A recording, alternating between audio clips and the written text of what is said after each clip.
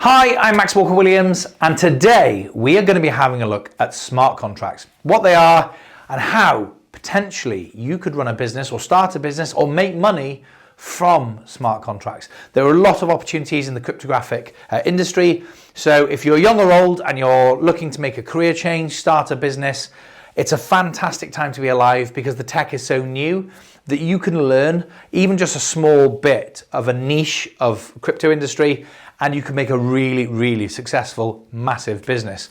And smart contracts are going to play a huge part in that. So listen carefully because there's plenty of opportunities for plenty of different people in this video.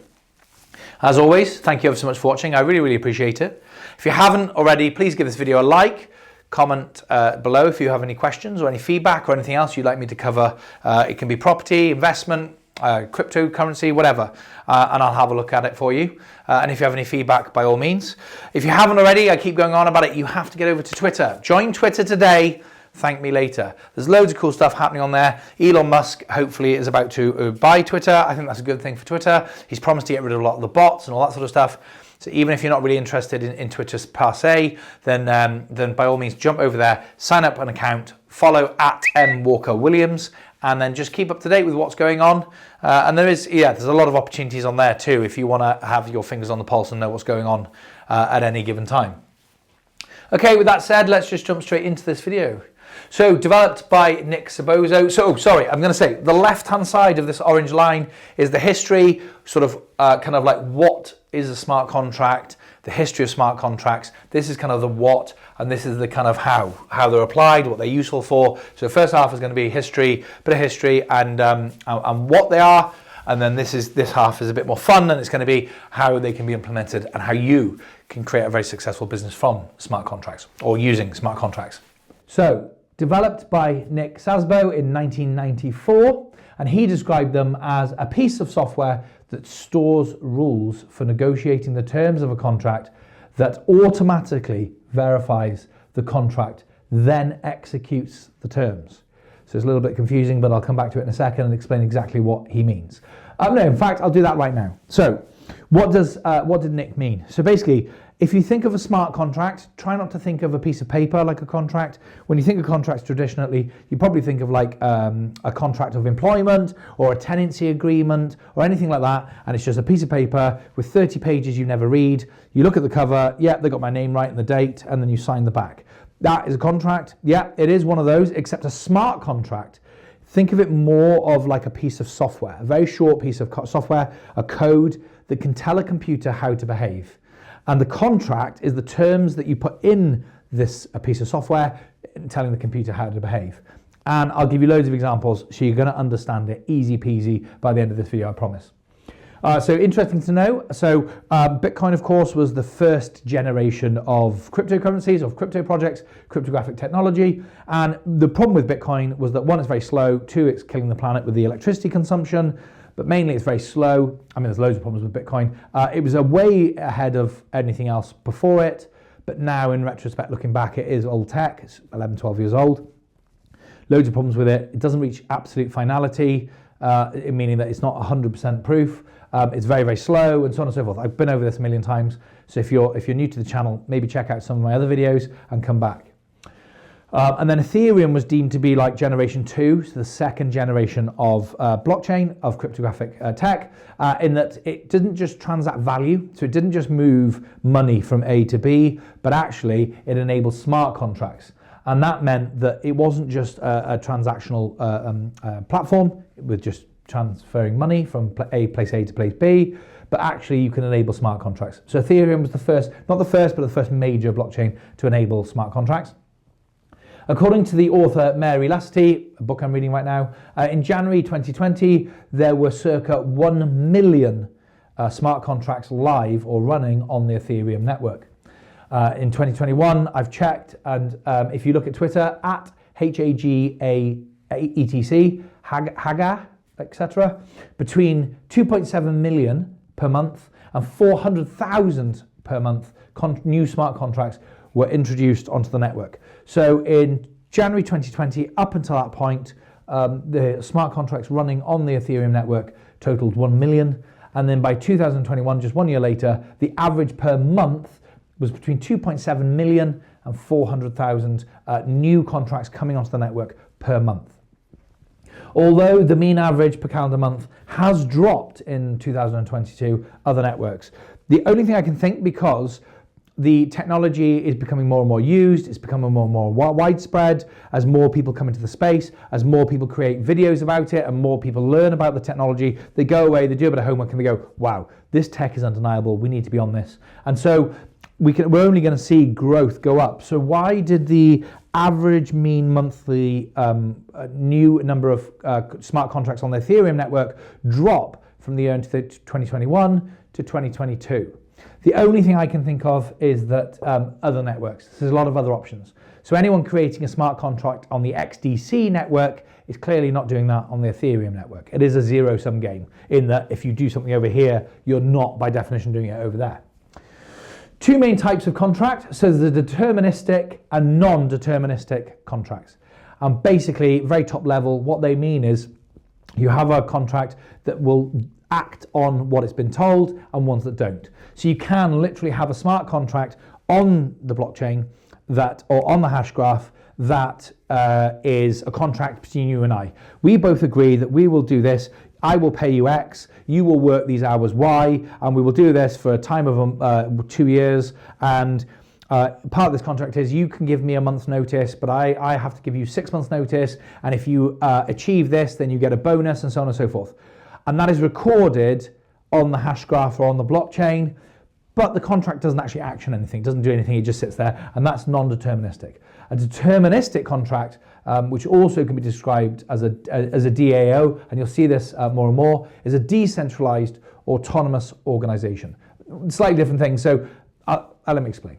So let's stick with the contracts first of all. So the contracts, the deterministic contract is what people generally mean when they talk about a smart contract. They mean a deterministic contract on the blockchain or hash graph.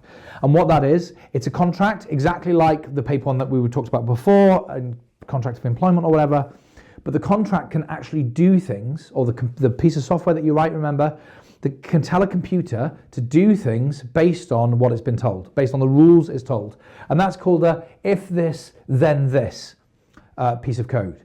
And what that means is, let's say, for example, we say, okay, I've got a smart contract. I'm going to employ you to help me at Utopian Lab, the company that we have, and I'm going to pay you 1 Bitcoin a week. But if Bitcoin drops below $1,000, I'm going to pay you 3 Bitcoins per week. But if Bitcoin goes over $10,000, then I'm only going to pay you 1 Bitcoin per week. Now, with a smart contract, using oracles, which I'll come to in a second, and APIs, the computer can automatically check the price of Bitcoin on a Friday when you're due to be paid, and it can say, if this, then this. So, or if this, then that. So I'm going to pay Sally as agreed, but I need to know whether I'm paying 1 or 3 Bitcoins, and what that is determined by the price. What's the price of Bitcoin? And it actually can check in the real world outside. It checks with the other computers, tell me the price of Bitcoin. And it does that by connecting with CoinMarketCap or CoinGecko or whatever. CoinGecko says, I can confirm that at the time of checking, the price of Bitcoin is this. And then it says, because of this, do that. So it says, okay, well, I know that the Bitcoin is now 1.5 per Bitcoin. And my contracts, my rules say, if it is that price, then I have to pay Sally this many Bitcoins. And then it does it. I don't have to interact. Sally doesn't have to interact. She'll check her wallet and she'll say, oh, Bitcoin must be at $50,000. How do you know? Oh, because I've been paid too. And my contract says that if it's that price, I get paid this. And it can do that autonomously. So it does it automatically and it can't be stopped. So provided that there's enough credit in the wallet that it is drawing from, it will make that payment and there's nothing Sally or I can do about it. Now, if you take that, that should be pretty mind-blowing to you. Because if you've got any imagination at all, you can start applying that to loads of different things.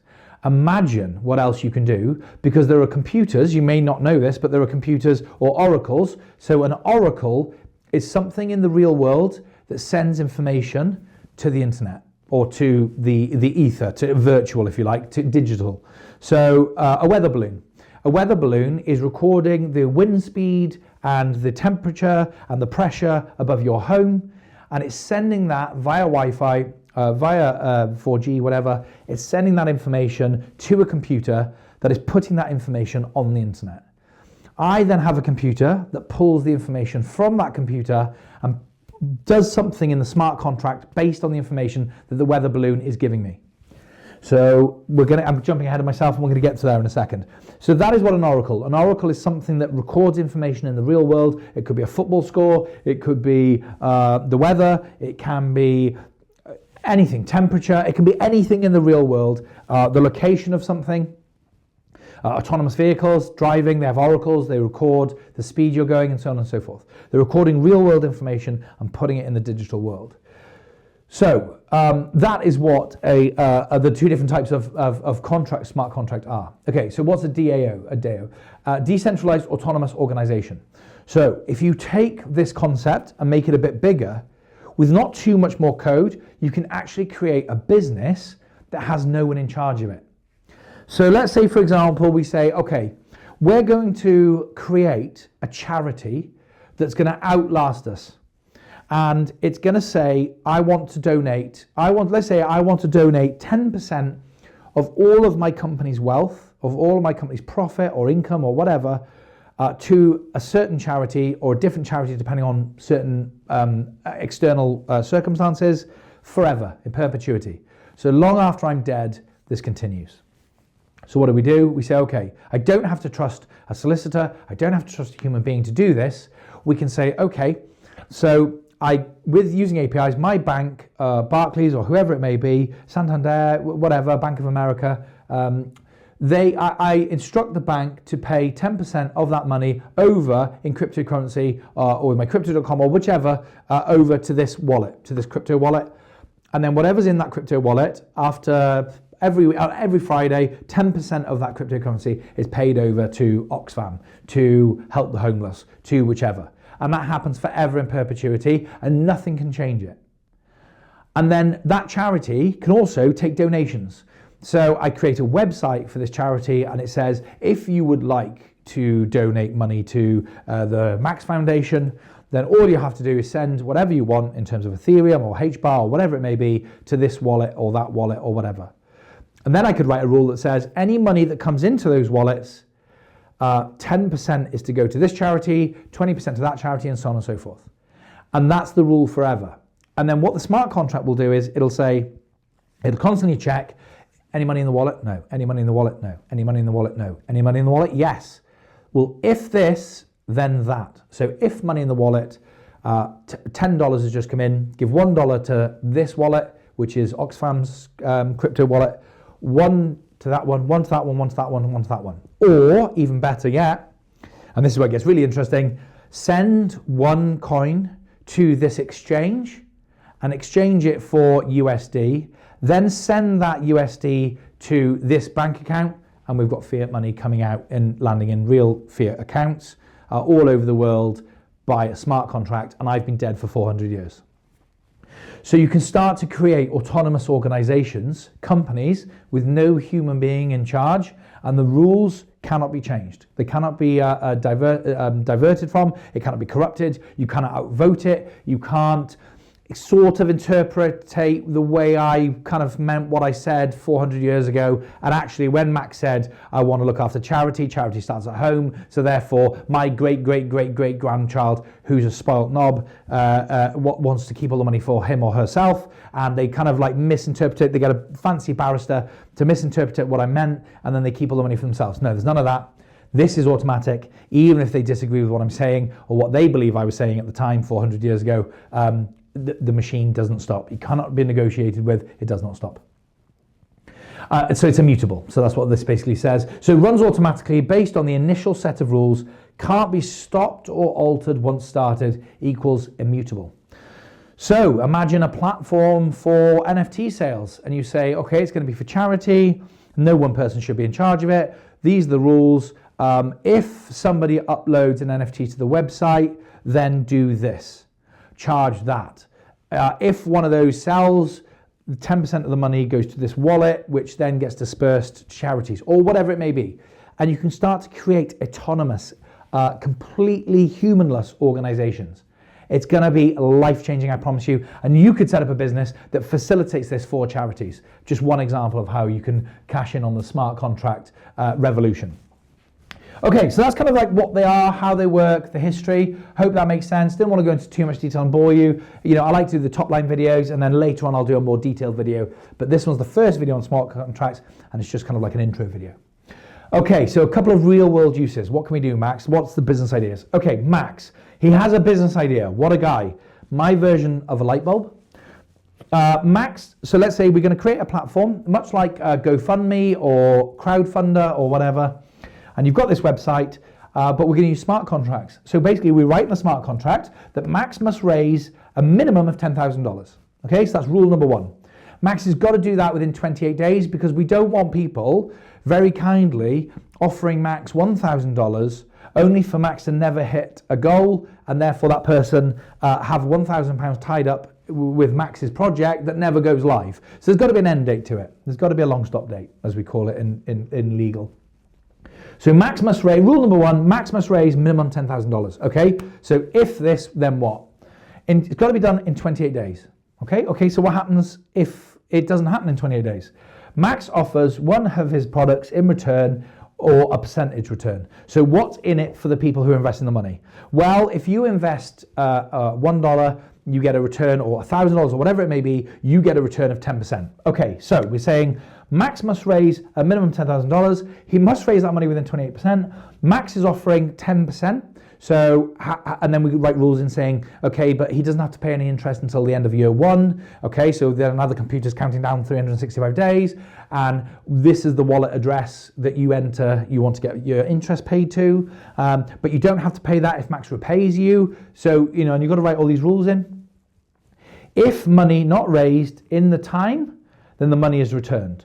Okay, so if this, then that. So, okay, we get to day 29 and the smart contract says, has Max raised this? No. Send all of the money, if there is any, send all of the money back to the people who invested it and say, I'm very sorry, Max didn't meet his threshold, so therefore you get your money back.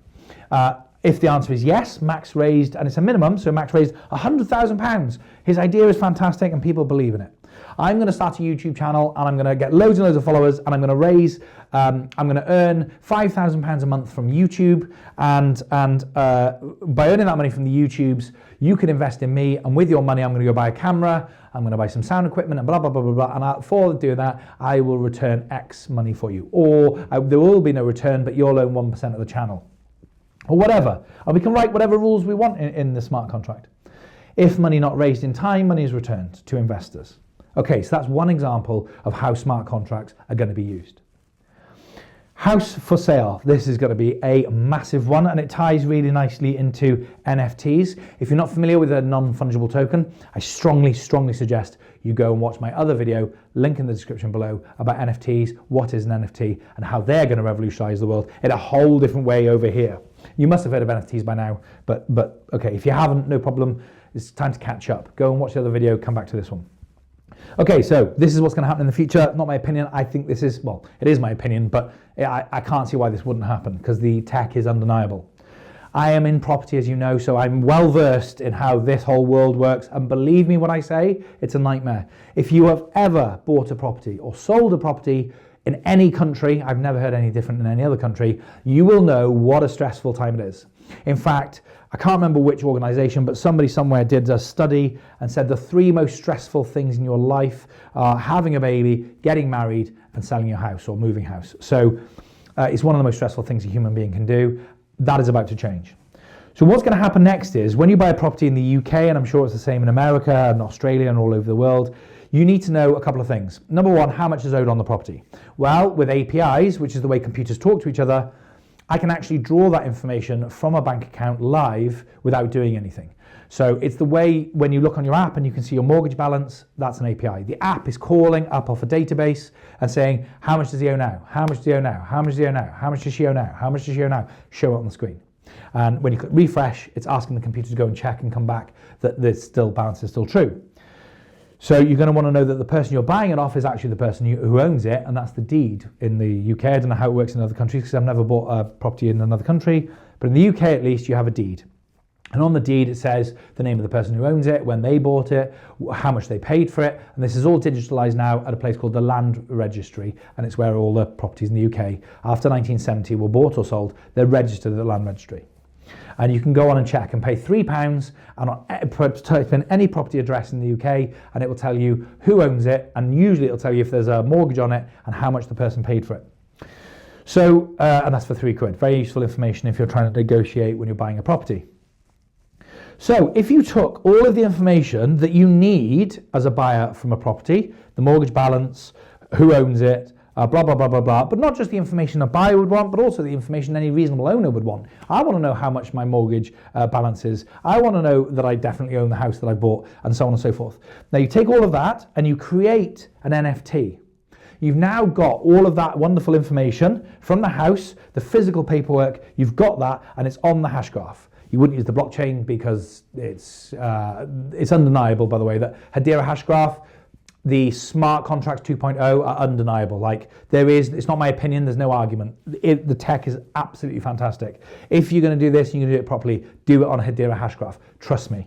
So smart contract, and we've got that, and we put it on the hash graph. So we've now got an NFT, and that NFT represents all of the ownership, the balance of the mortgage, live, updated, of the property. Now all we need to do is create a smart contract, and this is where a fantastic business opportunity. You start the website, sellmyproperty.com, and sellmyproperty.com, we go on there and it just says, here's the house, here's a video of it, here's the photos of it, blah, blah, blah, blah, blah, blah, blah, and then we have a smart contract.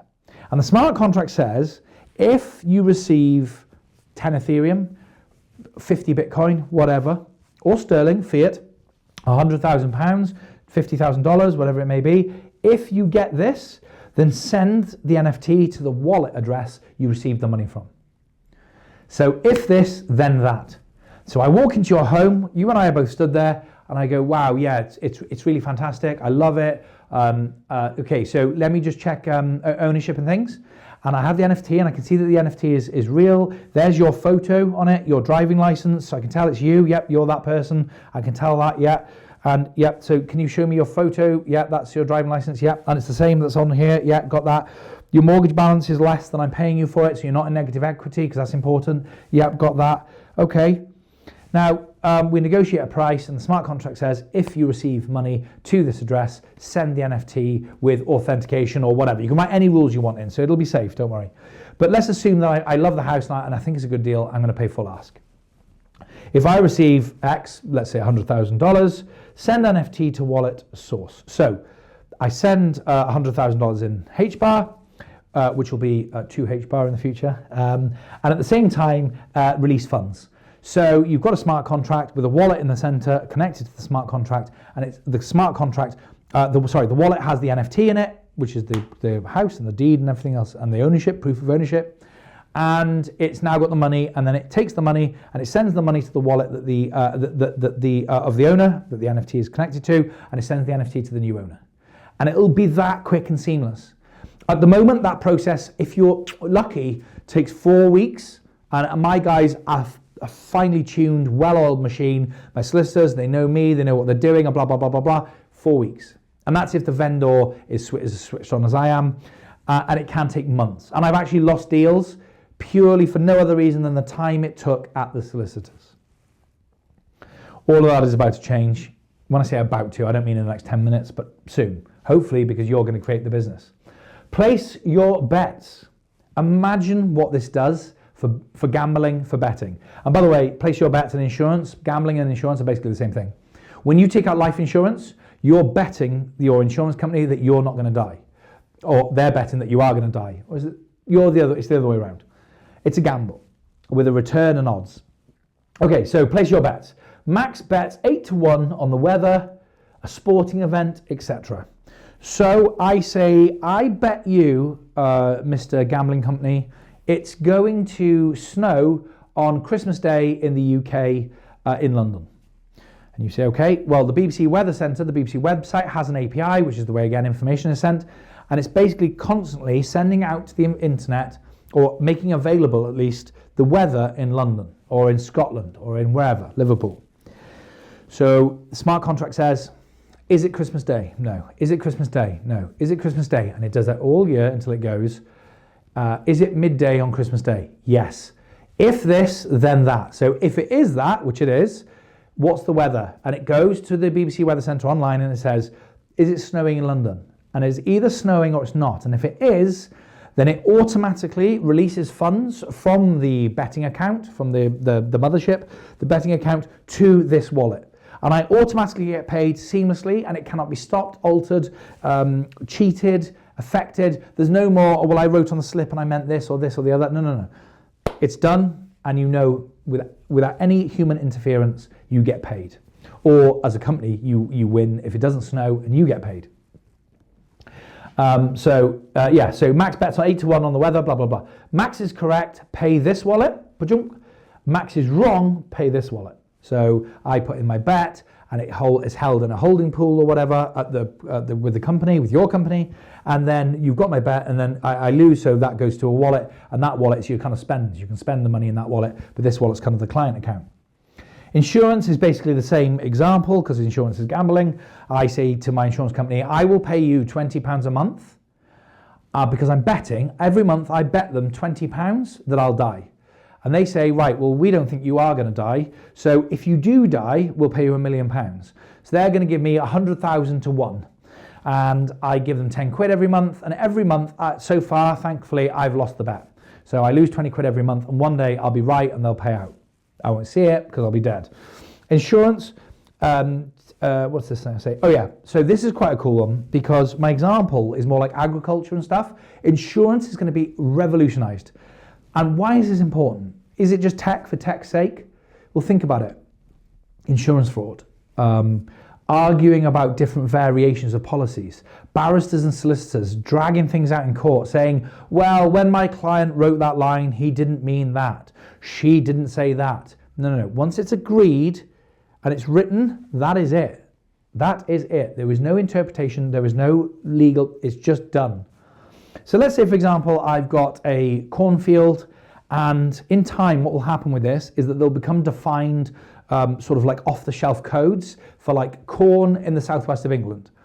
We know that corn in this particular field, if the temperature hits this high for this many hours consecutive, the crop's dead. And I want insurance against that. You say, okay, no problem. And then they'll say, okay, we'll write the smart contract. If the temperature hits 30 degrees for more than 3 days consecutive, there's a 99.7% chance that Max's crops are dead and we need to pay out. Okay, set it up. So I'm automatically paid. I walk out of the field in the morning, my crop's dead, I walk back in the house and the payment's already in my wallet. Is this tech for tech's sake, or is there an advantage? Well, there's obviously an advantage if you're not spending money on sending people out to check, on litigation, which is a massive one, paying the legal beagles to fight your case or defend your case, whatever it may be. So if you can streamline your business, you can make more profit, and you can also offer a better premium. So if you're the cheapest insurance company that also pays out automatically, who do you think people are going to choose? The guys who take insurance companies who take 6 months. I've got an insurance claim at the moment, and it's been 2 years and about 4 months, and we haven't been paid out yet. So am I going to go with that company again, who don't pay out as much because they've got to cover their costs, which are substantially more, and it takes 2 and a bit years to pay out?